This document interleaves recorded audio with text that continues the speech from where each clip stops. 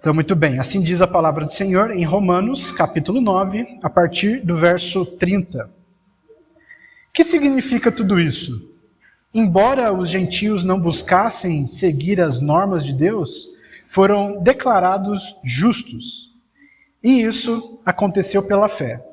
Já o povo de Israel, que se esforçou tanto para cumprir a lei, a fim de se tornar justo, nunca teve sucesso. Por que não? Porque tentaram se tornar justos por meio de suas obras e não pela fé. Tropeçaram na grande pedra em seu caminho e, a esse respeito, as Escrituras afirmam: ponham em Sião uma pedra que os faz tropeçar, uma rocha que os faz cair. Mas quem confiar nele jamais será envergonhado. Irmãos, o desejo do meu coração e minha oração a Deus é que o povo de Israel seja salvo. Sei da dedicação deles por Deus, mas é entusiasmo sem entendimento. Pois, não entendendo a maneira como Deus declara as pessoas justas diante dele, apegam-se ao próprio modo de se tornar justos, tentando seguir a lei, e recusam a maneira de Deus.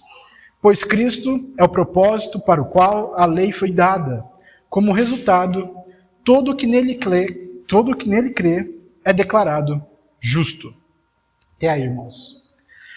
Pois bem, se os irmãos se lembrarem a respeito das últimas pregações que a gente tem feito aqui na Epístola de Romanos, a gente pode perceber que talvez o tema mais recorrente de toda essa epístola é a questão de fé e obras. Muito porque o que o apóstolo Paulo está falando aqui é justamente para, obviamente, como eu havia falado, apresentar o evangelho aos irmãos da igreja de Roma, e aqui ele está deixando muito claro qual era o problema dos judeus naquela época. Como os judeus se apegavam excessivamente à lei. E eles entendiam que, assim como acabamos de ler, eles entendiam que o cumprimento da lei, no sentido assim, eles realizarem, fazerem e agirem de acordo com cada vírgula que a lei diz para eles agirem, é o que garantiria a salvação deles. Pois bem, então o que temos aqui é justamente um confronto de fé e obras, tal qual a gente teve na Reforma Protestante, quando Lutero falou que o justo, a partir do texto de Romanos, o justo viverá pela fé, e não por atitudes que a própria Igreja Católica falava naquela época. Eu estava lendo um comentário de Romanos, aqui, até para facilitar a explicação do texto de hoje, e uma coisa muito interessante que eu vi é que o comentarista, ele comenta que o Evangelho, na verdade, é algo muito simples. Tudo isso que o apóstolo Paulo está expondo aqui é muito simples, mas de alguma forma a gente tem dificuldade de entender, e meio que é por isso que o apóstolo Paulo escreve tantos capítulos a respeito de tantas coisas para poder ilustrar cada vez melhor o Evangelho. Se pararmos para pensar, quando, por exemplo, a gente faz um evangelismo ou está apresentando Jesus para uma pessoa, a pergunta que a gente faz para essa pessoa é: você, irmão, aceita a Jesus Cristo como Senhor e Salvador da sua vida?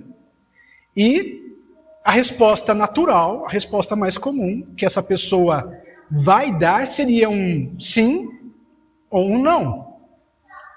Se pararmos para pensar, é uma coisa muito simples. É uma questão de entendermos que nós somos salvos simplesmente pela fé. Mas aí que entra a complicação.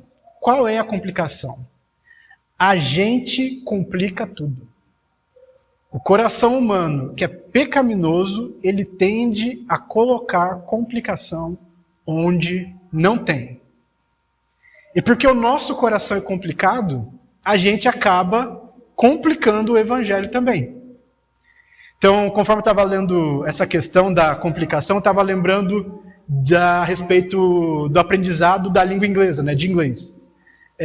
Provavelmente algumas pessoas já tentaram, geralmente o pessoal começa a tentar aprender o inglês, mas acaba desistindo na metade porque acha que, não, o inglês tem muita regra, é muito complicado, tem várias coisinhas, várias regrinhas que a gente tem que lembrar para poder falar e é difícil.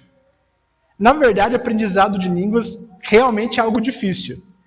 Só que o interessante é que a língua inglesa, na verdade, o inglês, é uma língua muito mais fácil que o português. Então, para exemplo, geralmente quando a gente vai pegar um verbo e vai conjugar ele, né? Eu como, tu comes, ele e ela comem. Come, no caso, né?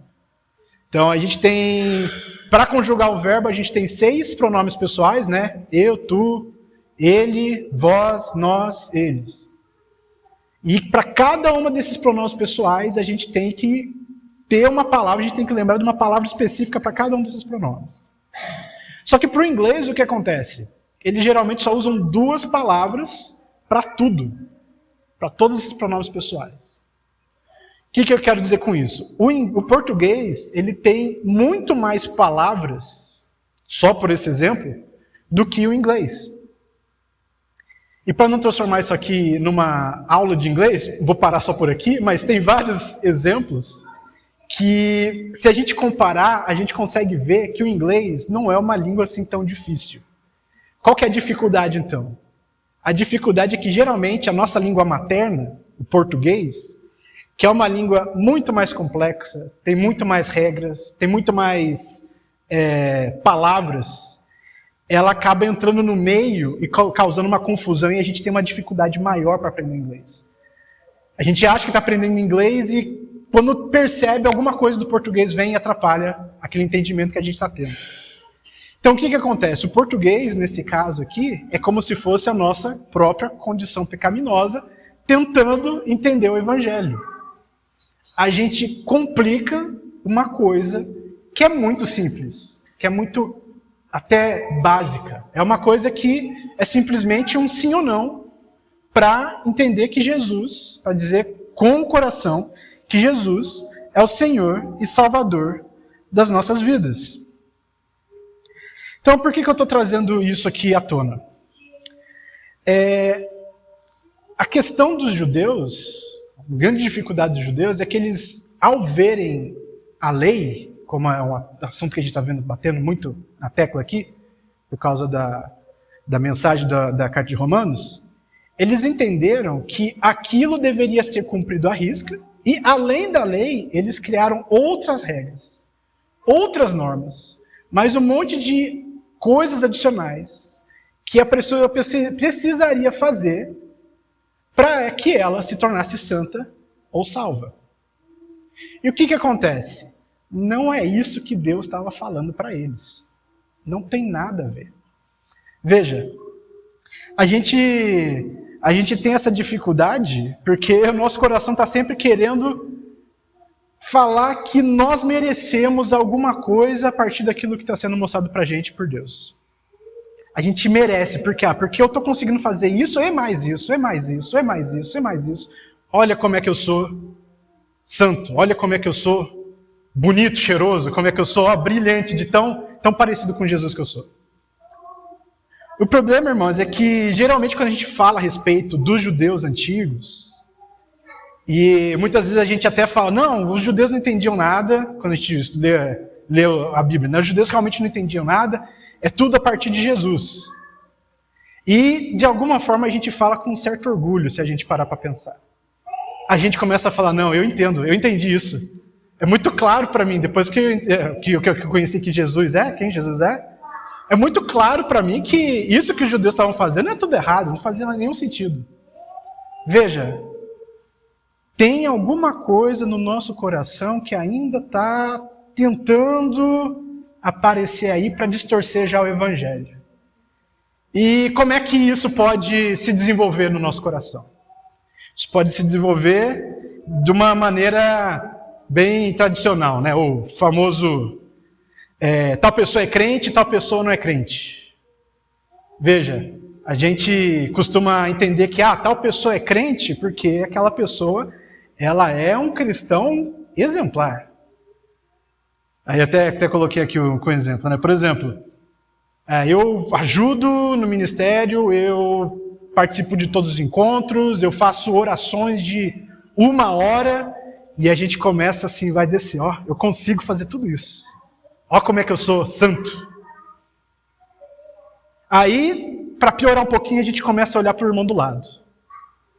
E a gente começa a falar, olha, aquele irmão ali realmente é exemplar, ele faz umas coisas para o ministério tal, para o ministério infantil, por exemplo, que são, ó, excelentes, são realmente uma bênção. Olha aquele outro irmão, ó, quantas bênçãos, quão abençoado, quantos dons Deus não deu para ele, é realmente abençoado.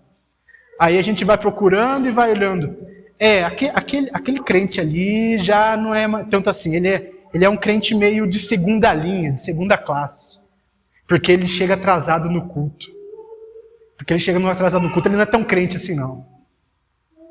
Ou ainda a gente chega assim, não, aquele outro crente ali, ó, 5ª categoria, ele escuta a música do mundo. Aquele ali não é crente não. Aí só falta agora a gente achar o crente de sexta, de sábado e domingo, né, para completar a lista. Mas o que acontece? Se a gente prestar atenção, a gente está agindo igual o judeu antigamente. A gente está colocando regra, está colocando coisa em cima de uma coisa muito básica.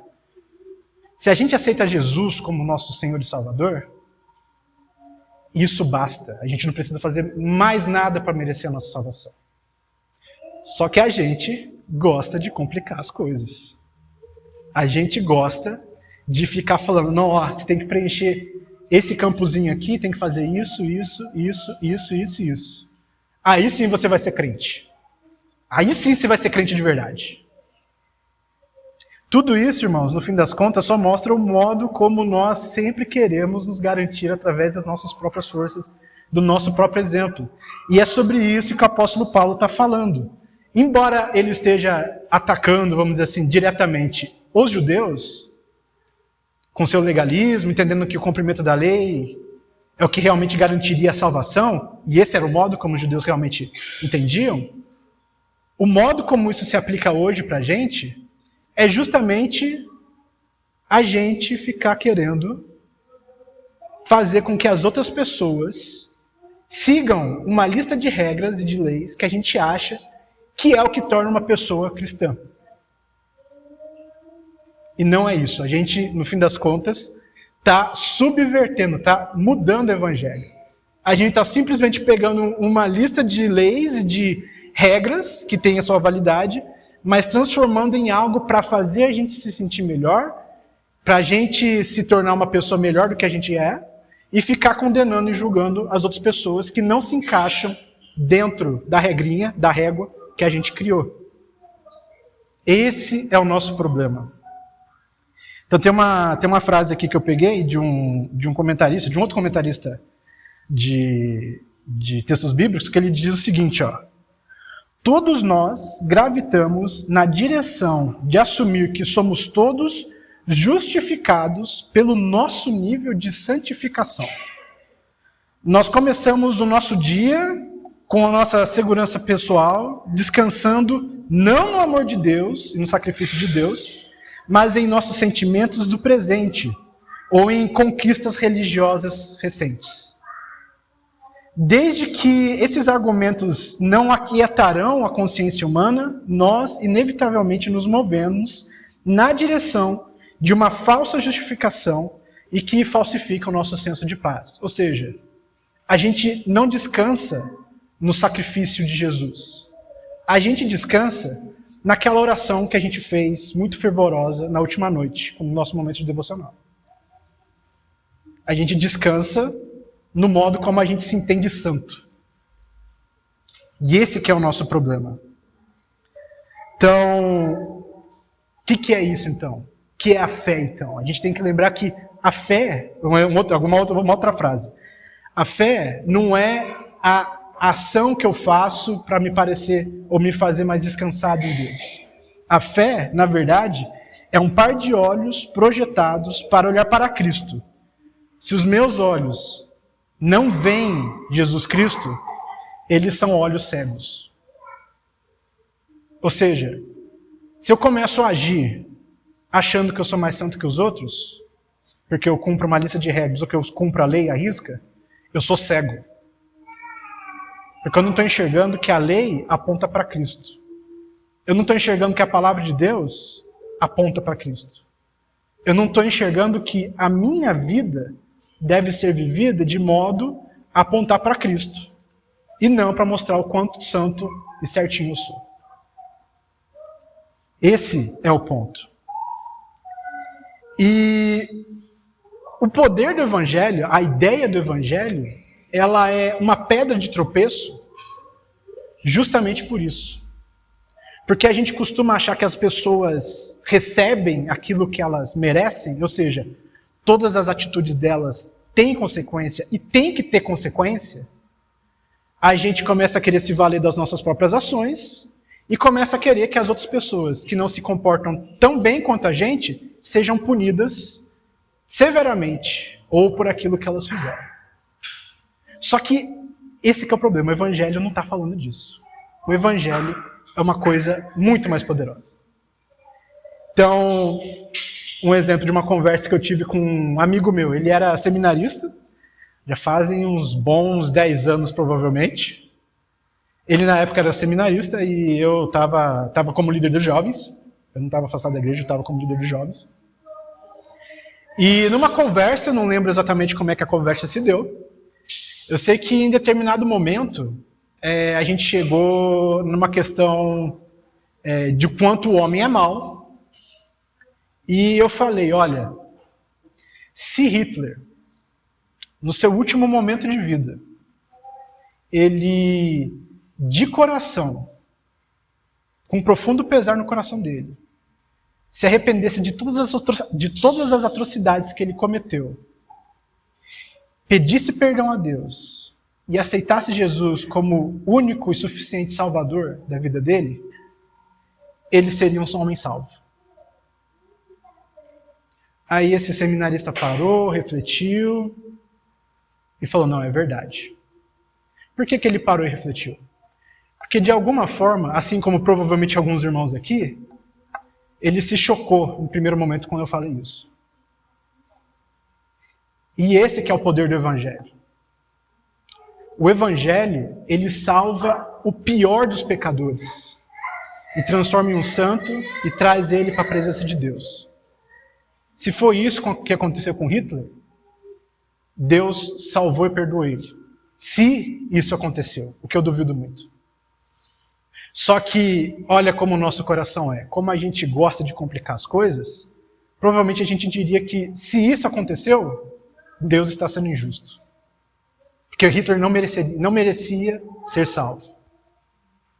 Porque Hitler, ele fez atrocidades e ele não pode ser colocado como alguém cristão no final das contas.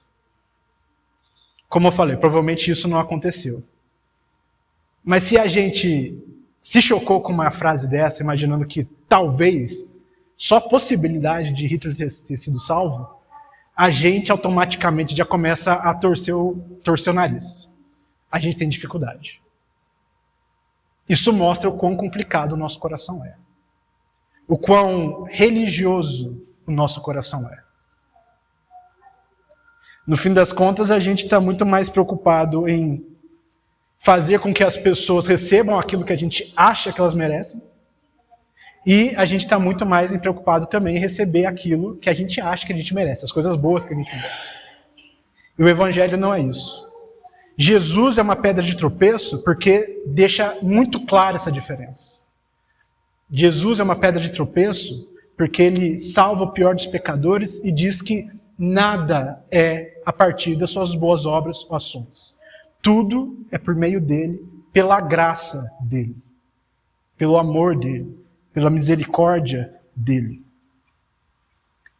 E esse é o ponto de nós termos tantos mal-entendidos, assim, vamos dizer assim, na igreja. Um grupo da igreja acaba entendendo que, olha, se aquela pessoa não foi batizado de jeito X, ele não é crente, não. Olha, se tal pessoa está ouvindo música do mundo, como eu falei, ele não é crente, não. Ah, tal pessoa está se vestindo de maneira Y. Está errado. Não pode, não é crente. A gente está mais preocupado em julgar. E para fazer uma distinção bem clara, na semana passada, eu falei a respeito de vida no Espírito. E isso estava no capítulo 8 de Romanos. E o mais importante que a gente tem que entender ali, do capítulo 8 do Romanos, é que o apóstolo Paulo está falando para a gente que o viver no Espírito não é uma vida buscando manifestações sobrenaturais grandiosas. Não. Isso não é viver no Espírito. Viver no Espírito é viver identificando as pequenas coisas que Deus tem feito na sua vida e que você, se não tivesse no Espírito de verdade, não conseguia nem identificar esse trabalho que Deus tem feito na sua vida. Mas a vida no Espírito é um constante lutar contra a própria natureza pecaminosa. É um constante combate, uma constante guerra contra si mesmo e a própria tendência pecaminosa, a própria tendência para pecar. Isso é vida no Espírito. Não manifestação sobrenatural grandiosa, que chama atenção. Isso não é vida no Espírito. Muitas vezes é simplesmente emocionalismo.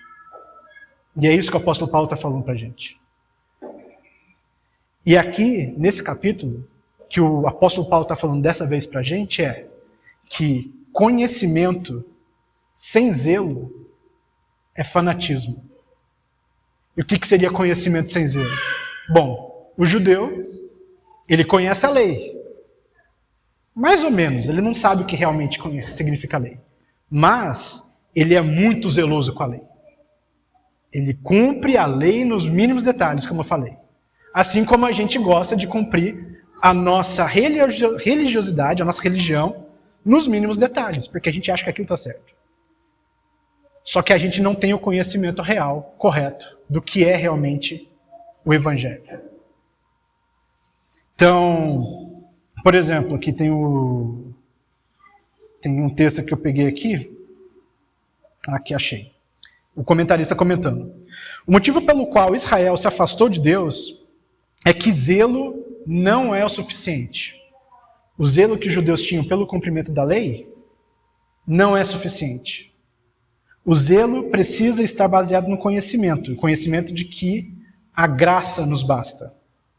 Geralmente dizemos e até ouvimos, não importa no que você acredita, desde que você seja sincero. Paulo, porém, diz, os judeus eram sinceros e zelosos em suas crenças, mas suas crenças eram errôneas e equivocadas. Existia sim zelo sincero na sua base, mas Israel continua ignorante, não porque a informação não estava disponível para eles, mas porque para eles próprios era melhor que eles continuassem ignorantes. Por que eles preferem ficar ignorantes? Porque eles querem seguir as próprias ações, os próprios atos. Eles não querem a graça, eles querem as próprias ações, as próprias atitudes. Fanáticos, então, são pessoas que possuem zelo e sinceridade. E essas pessoas geralmente estão dispostos a morrer pelas suas próprias causas. Por exemplo, homens-bomba. Homens-bomba são incrivelmente zelosos pela religião deles. E nós podemos causar tanto estrago quanto um homem-bomba se somos zelosos com as nossas ações e a nossa religiosidade, mas não temos o conhecimento correto do Evangelho. Zelo então voltando aqui, eles geralmente são dispostos a morrer pelas suas próprias causas, mas é um zelo que recusa a reflexão. Um fanático é um fanático porque ele se recusa a parar e pensar seriamente a respeito da sua fé. Embora sejam muito sinceros, eles podem também causar muito estrago. E quando eles causam, nós os responsabilizamos porque eles deveriam saber melhor. Ou seja, algumas pessoas preferem continuar presas à sua própria religiosidade porque isso é melhor para elas. Elas não precisam melhorar, elas precisam simplesmente continuar acreditando naquilo que elas acreditam. De modo que elas continuam a se sentir santas e continuam a condenar outras pessoas que elas acham que merecem ser condenadas.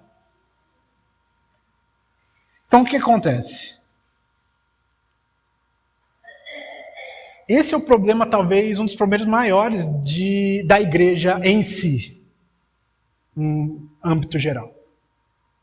Muitas vezes as igrejas estão vazias, não conseguem atrair mais gente. Um dos motivos, tem vários motivos. Especialmente com essa geração, porque a geração mais nova, as crianças, eles têm um faro muito bom para a hipocrisia, para a superficialidade e para... Tinha mais uma palavra que eu estava tentando lembrar, não estou lembrando. Basicamente, para a hipocrisia e superficialidade. Eles cheiram de longe, quando uma pessoa não é sincera de verdade ou que não cumpre exatamente aquilo que ela está falando. Veja, então, se nós, para deixar mais claro aqui, se nós não vivemos no Espírito, vivemos de qualquer jeito, a pessoa vai olhar para aquela pessoa e falar, olha, eu não acredito que Jesus é real porque aquela pessoa ali que fala que Jesus existe e que Jesus mudou a vida dela, não parece assim que ela está tão diferente, não. Ela está a mesma coisa que era. Continua, por exemplo, violenta, continua batendo na mulher, continua, sei lá, traindo a esposa, continua bebendo até cair. Ele fala que conhece Jesus, mas não acredito não. Porque a pessoa não está vivendo no Espírito. Então, conhecimento sem zelo não cola, não convence ninguém. Por outro lado, zelo sem conhecimento, qual que é a reação da pessoa? A pessoa vai chegar, vai olhar e assim que chega uma pessoa nova, isso acontece muito com criança, já vão ficar falando, não pode comportar assim, não pode comportar assim, não pode fazer isso, não pode fazer assado, e joga aquele monte de coisa em cima da pessoa que acabou de chegar e fala, eu não vou ficar aqui, não sou bem acolhido, não sou bem recebido. A pessoa joga já uma lista de coisa para fazer, por que eu vou ficar aqui? Eu vou embora. Eu estava num treinamento essa semana de Ministério Infantil, e uma coisa muito interessante que a professora falou de Ministério Infantil, que a primeira coisa que os Ministério Infantil tem que fazer é brincar com as crianças quando chegam. Por quê? Porque é o momento que o adulto vai poder se relacionar com a criança, é o momento que o adulto vai poder conhecer a criança, saber o que está acontecendo com ela, a criança vai ganhar mais entrosamento, né? Vai ter uma amizade, um desejo de um conhecer o outro e ela vai se soltando cada vez mais. Por que ela falou isso? Por que a pessoa falou isso pra gente? Porque o que acontece normalmente no Ministério Infantil com o adolescente? A criança chega e o adulto já fala, não, fica quietinho aí que agora você precisa ouvir o que você precisa ouvir. Você tem que se comportar desse jeito, desse jeito, desse jeito, desse jeito, desse jeito. O que acontece? A criança não vai ficar ali, ela não vai ter nem amizade com o adulto, ela não quer nem saber. Se o adulto está me tratando dessa maneira, por que eu vou ouvir ele? Ele é só mais um, ele está que nem meu pai, minha mãe, meu professor que briga comigo o dia inteiro. Por que eu não tenho amizade com ele? E é esse o jeito que normalmente a gente se comporta com todo mundo, com os nossos irmãos e com gente de fora da igreja. A gente acha, no fundo, que são as nossas ações que salvam uma pessoa, que no fundo, são as ações que fazem a pessoa merecer o título de crente. Só que, irmãos, crente não é pra gente. Se você tem realmente um encontro com Jesus, você entende que o evangelho é outra coisa, não um cumprir de regras, você vai buscar ser, na verdade, não um crente, você vai buscar ser um discípulo de Jesus. Que entende o que é amor, que entende o que é misericórdia, que entende o que é acolhimento, que entende o que é levar as pessoas a Cristo, trazer mais pessoas a Cristo, que é realmente levar o evangelho, de que é um relacionamento correto e profundo, tanto com Deus, com Jesus, com o Espírito Santo, quanto com outras pessoas também. O discípulo de Jesus, ele, na verdade, entende que a lei e a tradição morreram como meio de salvação. Mas ele entende que a obrigação de seguirmos como maneira de agradar a Deus, e expressar nossa gratidão a Deus. Ele, pela graça concedida, ainda continua. Eu li tudo errado aqui, mas para exemplificar. Um discípulo de Cristo entende que a lei, ela não salva. mas é uma maneira de me apontar como é que eu tenho que viver para agradar a Deus, para entender como é que a gente tem que ser para tornar Deus mais orgulhoso e para demonstrar a nossa gratidão a Ele por tudo aquilo que Ele nos fez. Zelo, então, com conhecimento, ou seja, entender a lei e ter o conhecimento correto das Escrituras e do Evangelho, nos leva a confiar em Cristo por retidão e justificação, construindo sobre Ele a fundação de nossa vida. E nos leva a obedecer a lei de Deus por gratidão e falar do Evangelho e do amor de Deus por mero amor, porque a gente quer levar o amor de Deus a outras pessoas. Esse é o poder do Evangelho, de converter o pior pecador em alguém transformado pelo amor de Deus. E alguém que entende que não é o cumprimento de qualquer regra ou de coisa que eu crio na minha cabeça que vai justificar se eu sou salvo ou não, se eu sou crente ou não, se eu sou discípulo de Cristo ou não. O amor de Deus, o sacrifício de Jesus, é o que nos basta. E nós devemos viver a partir desse amor. Convido a equipe de louvor a vir à frente. Vamos fazer uma oração, então, para finalizar o momento do culto.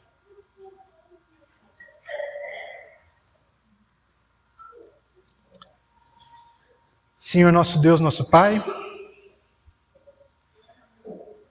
Tu, Senhor, de fato é maravilhoso, misericordioso, e nós sabemos que não há nada que nós podemos querer mais do que estarmos em Tua presença e descansarmos, Senhor, no Teu amor e na obra do Seu Filho Jesus Cristo, Deus. Mas ainda assim o nosso coração é difícil, nosso coração gosta de complicar as coisas, nós gostamos de nos orgulhar daquilo que nós somos e fazemos, ó Deus. Pedimos, Senhor, que nos impeça que esse sentimento de orgulho suba a nossa cabeça, ó Deus. Esse sentimento de que o que nós fazemos é o que realmente nos transforma em cristãos genuínos, ó Deus. Impede-nos de pensar nisso, ó Deus. Nos ajude a entender que o sacrifício de Jesus é o suficiente e nos leva, Senhor, a agir como o Seu Filho agiu, se entregando por amor e por misericórdia, Deus. Pedimos, Senhor, que o Senhor nos dê um coração apto para ouvir o Senhor gargalhar quando nós estamos confiando em nossas próprias forças, ó Deus. Nos leva, Senhor, a, de fato, agir com os nossos irmãos, nos nossos relacionamentos, e também, especialmente, com aqueles que ainda não Te conhecem, como pessoas que são meros meios de demonstração do Seu amor, Deus. Nós precisamos muito disso, Deus. Esteja conosco, Senhor, em nome de Jesus. Amém.